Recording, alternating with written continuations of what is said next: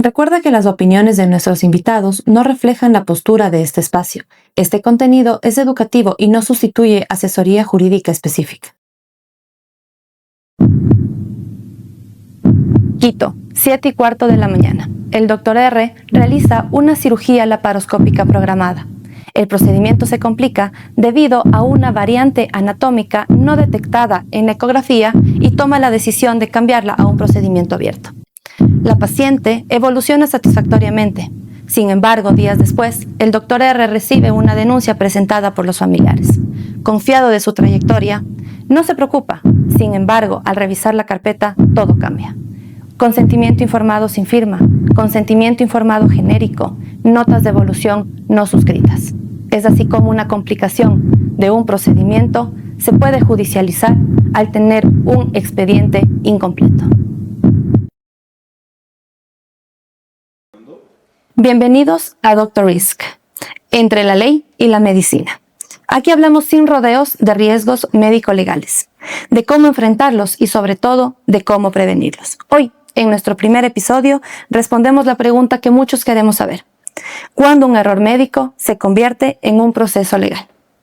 Soy Andrea Casar, encargada del área de Derecho Médico del estudio jurídico Casar Pesantes Abogados. Hoy contamos con la presencia del abogado Javier Casar Valencia, socio fundador del estudio jurídico Casar Pesantes Abogados, a quien le damos la bienvenida. ¿Cómo estás, Javier? Buenos días. Hola, Andrea, buenos días. Muchas gracias por la invitación. Encantado de formar parte de este primer episodio del podcast Dr. Risk, entre la medicina y la ley. Y nada, vamos a avanzar para conocer un poco este mundo nuevo del derecho médico que mucha gente sabe o lo vive a diario, pero muy pocos saben en el fondo realmente de qué se trata. La responsabilidad, el avance, todo lo que podamos manifestar en ayuda de los profesionales de la salud a quienes la firma legal colabora día a día. Cuéntanos un poquito. Escuchaste el caso que estamos planteando el día de hoy. ¿Qué falló? ¿La técnica? ¿La prevención? Empecemos por lo esencial en derecho médico. Yo creo que lo esencial en derecho médico es diferenciar entre lo que es un error médico y lo que es la mala práctica médica, o la mala praxis, como se conoce. El error médico, el error, como siempre manifestamos y a veces ante las audiencias y jueces, la medicina no es una ciencia exacta.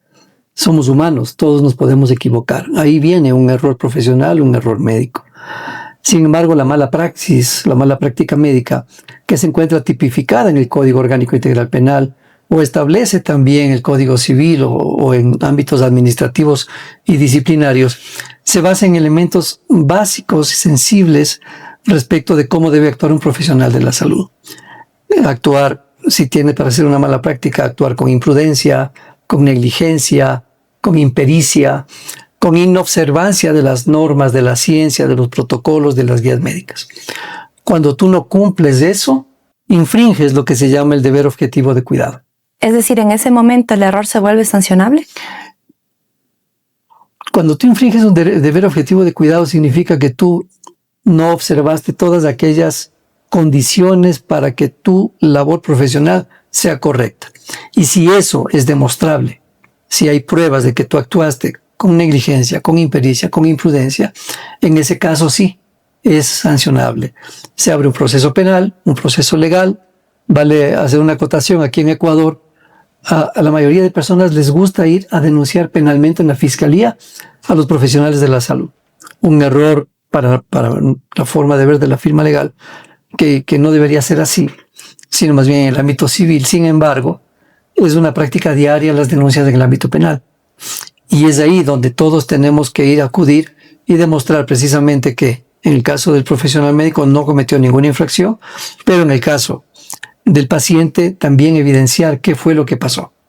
Entonces, cuando tenemos eso y vulneramos el deber objetivo de cuidado, y hay esa posible evidencia de que hubo una vulneración, se puede iniciar un proceso penal y podría llegar a una condena. Nos acabas de contar un poquito, hay la vía penal, la vía civil. ¿Qué otras vías tienen las personas para poder iniciar acciones contra los profesionales de la salud? Mira, aquí tenemos que se pueden ver en el ámbito penal, como ya lo dijimos, y el delito tipificado está como la mala práctica profesional. Puede haber casos de lesiones cuando no hay muerte, homicidio culposo, cuando hay muerte, y hay otros delitos que también están tipificados. En el ámbito civil puede haber un proceso por daño moral o por daños y perjuicios, pero también está el ámbito administrativo y el ámbito disciplinario. Administrativo ante el Ministerio de Salud, normalmente lo hacen ante las agencias de control aquí sanitarias como ACES o ARCSA, y en el caso disciplinario ante los colegios médicos también se da este tipo de sanciones. Te referías al caso que inicialmente vimos y por qué podría haber ahí una mala práctica. Habría que ver qué pasó, y de esa es la labor del abogado, analizar paso a paso, detalle a detalle qué sucede.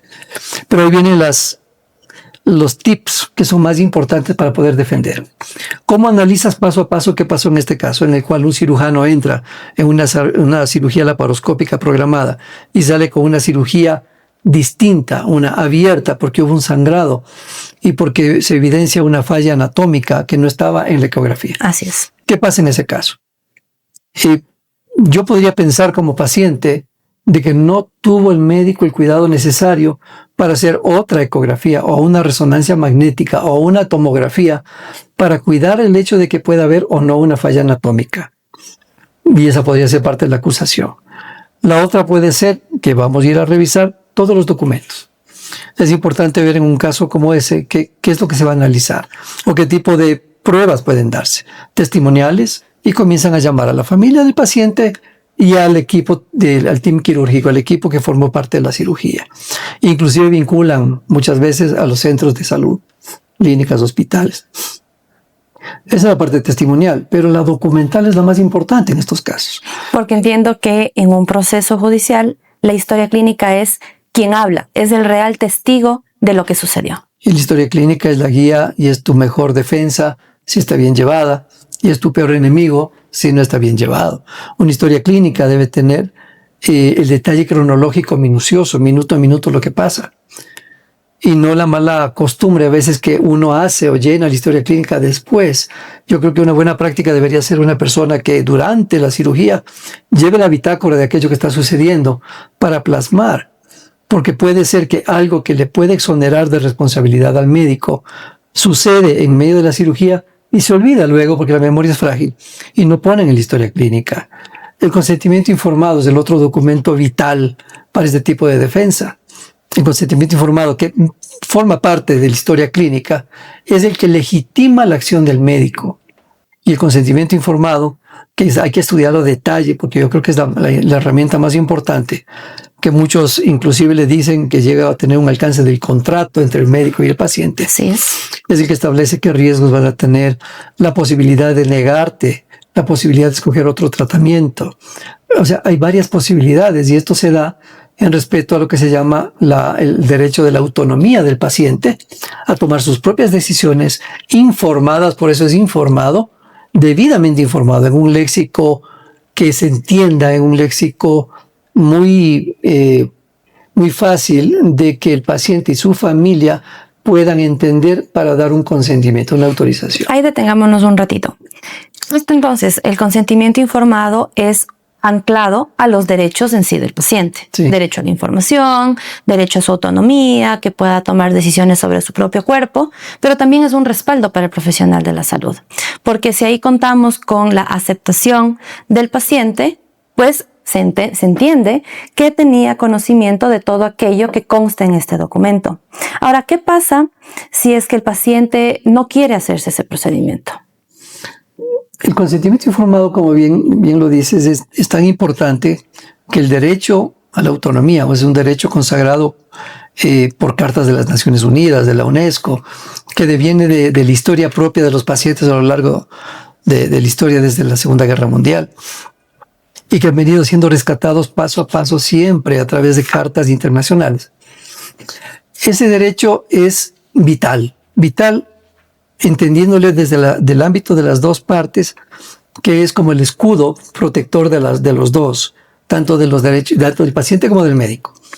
A veces decimos los derechos del paciente sí están bien y los derechos del médico, pero hay que entender que esos derechos del paciente es el blindaje de los derechos del médico. Si tú actúas bien, si tú atiendes bien los derechos del paciente, estás blindándote a ti mismo con una buena actuación, con acorde a la ciencia, al avance de la ciencia, acorde a la normativa vigente, etcétera, etcétera. Ahora, creo que en la práctica, en el día a día, es un problema cuando los mismos profesionales dicen, ¿no? Es el tiempo, es que es muy tedioso, es que me voy a demorar 15 minutos más, pero hay que tratar de explicarles que esto es sumamente necesario para cuando se estén enfrentando en un proceso judicial. Cuéntanos un poquito de esto. El problema es que cuando nos ponemos en una zona de confort, en una zona cómoda, y decimos, bueno, después firmamos el consentimiento informado, o estando el paciente al lado le hace firmar al pariente, estando el paciente con la facultad de poder firmar y entender. Sí, como bien dice, se vuelven cómodos y luego hay, porque creen a veces, y yo creo que pecamos los seres humanos de eso, de que creemos que todo va a estar bien, que todo está dicho. Pero nadie está preparado para una complicación, para un evento adverso. Y cuando surge esto, inclusive creemos que con el evento adverso ya lo solucionamos en la cirugía y no pasó nada. En tu caso estaba solucionado, aunque hubo un sangrado, aunque cambió de cirugía, pero tuvo después una denuncia. Y en ese momento, claro, el doctor se preocupa porque revisan la carpeta y el consentimiento informado era genérico. O fue firmado después, cuando hay un apuro firman después. O he visto casos en que firma el cirujano, el anestesiólogo y todos al apuro en uno solo. O hay un formato general de la clínica y ahí firman. No, el error es ese. Y hay que entender que como profesional de la salud, para estar bien, para poder salir adelante ante un posible riesgo médico-legal, hay que darse el tiempo suficiente para explicar las veces que sean necesarias. A veces hasta si es una persona que no te entiende bien el idioma y habla otro idioma, debes tener a una persona que le explique, con un testigo, no solo, para que también haya de pronto un enfermero, una enfermera al lado, y que sea un testigo de que sí se le informó al paciente. Y de esa forma, dándose ese tiempo, que pueden ser 5 o 10 minutos más, no te gasta nada frente a lo que te va a proteger a futuro. Sí, correcto. Bueno, el tema del consentimiento informado es un mundo sumamente amplio que con mucho gusto estarás invitado a un próximo episodio para ahondar más. Regresemos un poquito al caso inicial. ¿Qué otro error puede haber más allá del tema del consentimiento informado? En el caso inicial, yo creo que de todo esto tenías que revisar la historia clínica. Entendamos una cosa, yo creo que en estos casos hay dos mundos distintos que tenemos que atender como pruebas en un caso penal: la testimonial y la documental. Y en la documental, testimonial, y surge una nueva, en la pericial. En la documental tú tienes la historia clínica. Si hay vacíos en la historia clínica, si no están por horas determinado, tratar de hacerlo inclusive hasta con una letra legible, porque hay historias clínicas que no se entienden. Ese es un error recurrente que sabemos encontrar en este tipo de casos. Pero hay que entender otra cosa, y a veces los peritos no son tan queridos que se diga, o no tan entendidos, pero la pericia en derecho médico es la que va a marcar el camino para todo. Cuando estás en un proceso investigativo, el fiscal o el juez civil o inclusive el Ministerio de Salud, lo que piden es una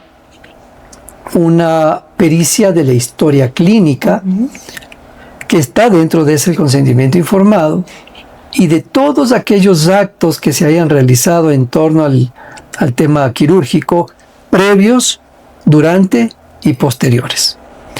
Porque el perito no se analiza solamente el tema de la historia clínica como tal, sino qué pasó antes, cuáles fueron el diagnóstico, fue correcto o fue equivocado, fue apresurado o no fue apresurado, y realizó o no todos los exámenes previos necesarios. Luego el consentimiento informado, explicaste todo, explicaste la alternativa que tenía, porque puede haber un paciente que te diga, mira, es cirugía y te curas en una semana, o es un tratamiento que te dura un año y lo haces. Y por no conocer eso vas a la cirugía y pasa algo malo. Sin embargo, el procedimiento se va de largo. Claro, y ahí te corto con una experiencia propia que me sucedió hace 15 días, creo.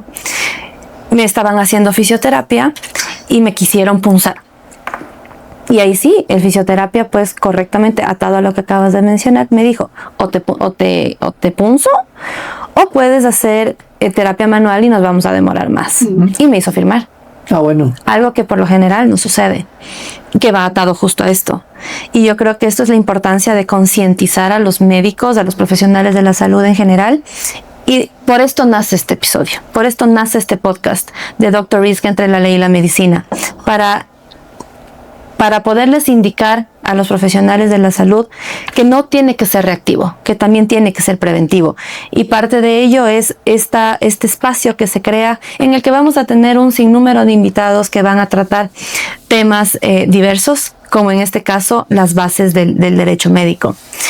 ¿Qué más puede pasar en este caso del doctor R, que pueda llevarnos a un proceso? Porque la idea en esto es que los médicos y los profesionales de la salud conozcan qué puede ser llevado a la vía judicial. Tenemos documentales, el tema documental, consentimientos, historias clínicas, pero ¿qué otra cosa? Por ejemplo, en la historia clínica se escribe lo que se hizo, pero ¿qué pasa con lo que no se hizo? Y viene el problema, sigue siendo el problema. La historia clínica tiene vacíos. Y en caso de estos, ¿a quién le toca demostrar que se hizo todo bien? Al que sabe, al científico, por así decir, al médico. Porque él es el que sabe cómo hacer las cosas. El paciente es ignorante a veces de los procedimientos que le van a hacer. Y por eso, para poder someterse a una cirugía, que sería lo más extenso y grave, para poderse someter, tiene que dar un consentimiento, pero debe entenderlo perfectamente. Y ya una vez en el procedimiento, sí hay casos en los cuales, como dije, se da por hecho. Todo está bien, se da por hecho, no se preocupa, confían en su trayectoria, pero cuando ven la carpeta ven vacíos. ¿Qué haces en ese caso? Bueno, y el tema del testimonial, usted vio, usted hizo, usted no hizo. El perito se va a los documentos, no se va donde el médico. Entonces, ¿qué puede conllevar eso? Sí, hay una violación del deber objetivo de cuidado. Sí, hay una vulneración de la obligación que tiene el médico de tener las herramientas necesarias para poderse defender si hubiera una mala práctica o un caso adverso, o poder explicar exactamente qué fue lo que se hizo. Tenemos casos en los cuales, inclusive sin que se llegue a un tema legal, el paciente, que tiene todo el derecho a una segunda opinión, va donde otro médico cirujano, revisa la historia clínica que le pide y le dice, pero aquí no dice esto, me falta esta información, qué pasó, qué le hicieron o no le hicieron, y no falta quien diga, mala práctica, le hicieron mal. ¿Y por qué se da eso? Porque la historia clínica tiene vacíos.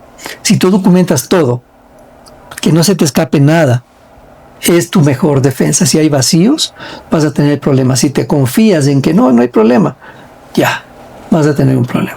Incluso las complicaciones, ¿no? Tienen que estar descritas. No es que simplemente no hay complicaciones, porque tal vez pudo haber una complicación. Sí. Y complicaciones están en la literatura. Sí. Están en la literatura. Pero claro, yo creo que hoy por hoy la medicina es defensiva, ya no es como antes, y uno tal vez se asusta y diga, no, aquí no pasó nada. Pero en realidad pasó y tal vez en un peritaje salga, y aquí hay una manipulación de la información que tampoco sería lo correcto, ¿verdad? Aquí hay cosas que vemos en la práctica común, se hacen exhumaciones y resulta que en una exhumación el perito determina que ha habido un procedimiento que nadie dijo. ¿Y eso de dónde salió? Y ahí tiene una complicación el médico porque no puso en la historia clínica. Entonces, si tú no pones todo, hay un problema real en el tema de estos procedimientos. Yo creo que tanto la complicación que es posterior como los riesgos que son previos deben estar muy bien detallados. Porque si tú tienes en el consentimiento informado que hay un riesgo de sangrado, un riesgo de infección, un riesgo de sepsis, un riesgo de muerte, tienes que detallar y explicar. No la práctica que hemos visto en algunas partes, no digo que son todos los que lo hagan así, pero sí hay que ser a veces un poquito firmes en aclarar esto, porque lo topamos día a día, en el hecho de que después de que surge la mala práctica médica, que es mala práctica profesional realmente en el Código Orgánico Integral Penal, todos los médicos, y cuando vimos casos públicos, que hubo sanciones a profesionales de la salud y a hospitales, todos los médicos se protegieron. Y pusieron en el consentimiento informado el riesgo. Primerito muerte. Y de ahí el resto. Y con eso estoy prevenido. No explicaste. ¿Por qué? y por qué yo puedo obtener un procedimiento distinto y por qué no quiero someterme a algo.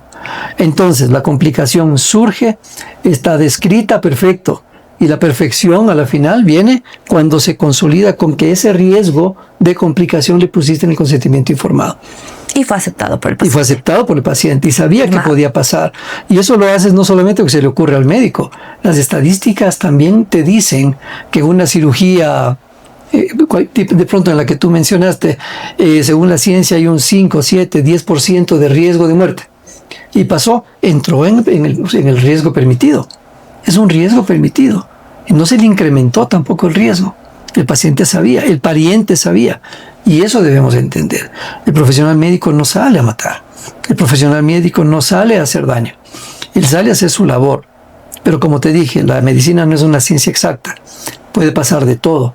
No es una ciencia de resultado, es de obligación. ¿Qué es lo que dice? Que la obligación de medios, que tiene la ciencia médica es emplear todos los medios posibles para curar, para proteger el bien jurídico protegido de las personas, que es la vida y su salud. Hay una excepción que en algún momento deberás topar en este podcast, que te felicito ya. Muchas gracias. Por lo que se hace, pero es la cirugía con obligación, es la medicina con obligaciones de resultado. Eso básicamente es la cirugía estética.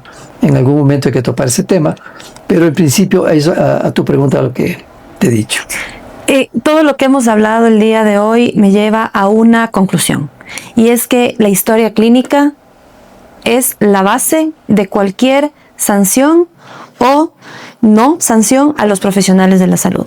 Incluso en las fiscalías, atado a lo que dices, que aquí les encanta la vía penal a los pacientes, los fiscales que dicen que ningún médico se va a sentar en una versión al momento de acudir a contar su parte de la historia a decir, sí, es verdad lo que dice el paciente. Ninguno lo va a hacer. Y es por eso que la parte documental es lo que más se revisa. Porque hay una anécdota, un fiscal me dijo literalmente, ningún ladrón viene a decir que robó. Ningún ladrón. Entonces, volvemos a lo esencial, volvemos a la capacitación de los profesionales de la salud en saber cómo llevar esta historia clínica, en saber cómo debe llenarse las firmas, los sellos, los documentos como el consentimiento informado, las listas de verificación de cirugía segura, que casi nadie les presta la atención que deben tener para un tema judicial, para un tema legal. Así que nada, Javier, quiero agradecerte esta pequeña introducción que hemos hecho de Dr. Risk entre la ley y la medicina. Les quiero agradecer a todos por este espacio que nos permiten entrar en su día a día. Es muy importante. Quédense con nosotros, van a venir temas maravillosos, súper interesantes y grandes invitados. Quiero agradecerte nuevamente. No sé si quieres darles un consejo final al respecto y estaremos gustosos de volverte a tener aquí. No, mil gracias, Andrea. Yo creo que es un medio escogido de una forma correcta para llegar al profesional de la salud, llegar a los centros de salud, a quienes administran los centros de salud, que es otro mundo que también debes topar, y poder comentar un poquito y conversar e invitar a que nos comenten inclusive sus preguntas, criterios, para poder desarrollar esto en función precisamente de defender la actividad de la salud desde el ámbito legal. Con la conclusión de Andrea, yo solamente sumo en una sola palabra, o en esa frase que siempre nos han dicho desde chiquitos: es mejor prevenir que lamentar. Así es. Así que si el trabajo y el poco granito de arena que podemos poner nosotros en este ámbito es ayudar a prevenir, pues bienvenido sea, y es lo que queremos. Lograr que a través de esta pequeña capacitación desde este ámbito podamos llegar a sus consultorios y poder decir de qué manera pueden prevenir para que mañana la práctica médica sea completamente segura, y tratar de disminuir aquello que tú dijiste, la medicina defensiva, que hoy por hoy se ha vuelto costosa justamente por prevenir. Y precautelo, son más exámenes, más costo, y es un problema a veces para los pacientes. Es mejor eso, ir mejorando. Yo te felicito. Es un lindo programa. Vamos a meterle todas las ganas para ayudar al sector de la salud. Y a nada, paso a los pacientes. A la orden. Muchísimas gracias, Javier, y nos volveremos a ver muy pronto. Gracias.